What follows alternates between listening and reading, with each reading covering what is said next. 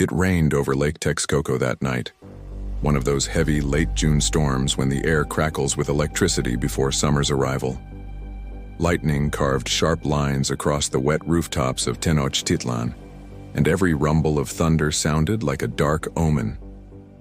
Prince Chimalpopoca, one of the many sons of the Huitlatawani Moctezuma Xocoyotzin, rested beside one of his young wives, a beauty from a noble house of the vassal provinces. He wished he could honor her more, give her the time and presence a new marriage required. But the empire was trembling, and duty pressed upon him like a weight on his chest.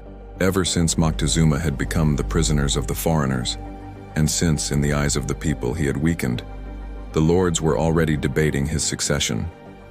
Chimalpopoca knew he had almost no chance of being chosen.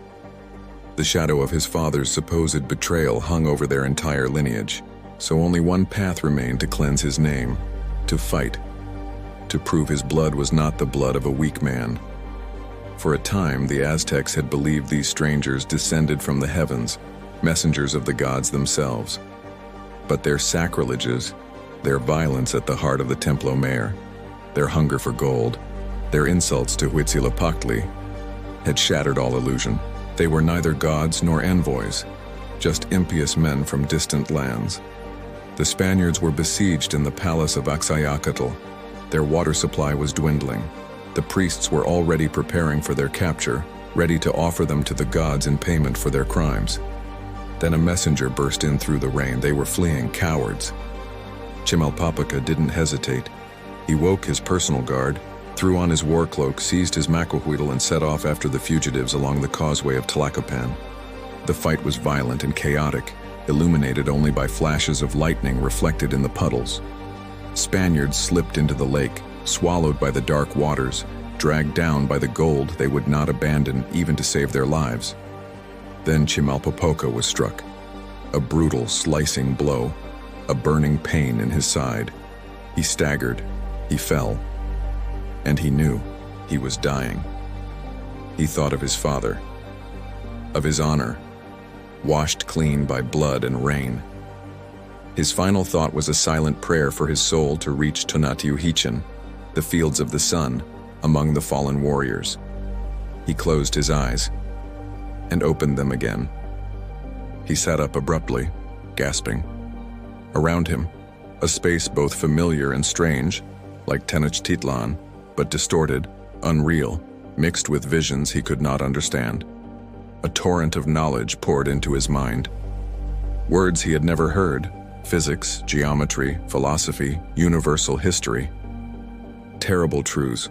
The world was not carried by Xiuhpochtli. The stars were not divine warriors. The gods did not demand human hearts to bring back the sun. His own heart clenched. Everything he had believed, everything he had fought for, thousands of deaths. For what? He vomited, then sobbed. The strangers had been right, at least partly, but the pain did not last. Very quickly, a new resolve grew within him. If the gods were not what he had been taught, then his people had built their greatness on a lie. This had to be repaired, rebuilt.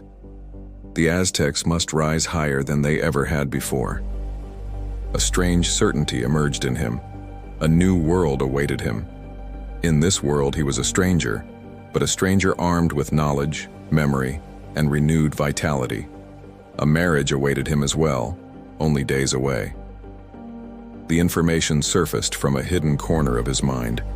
An alliance, an opportunity, a chance. He stood and caught sight of a polished mirror. He stared at himself. His face was that of his youth, smoother, steadier. But his eyes had changed. They had become blue, a deep shifting color like the waters of Lake Texcoco under the rain.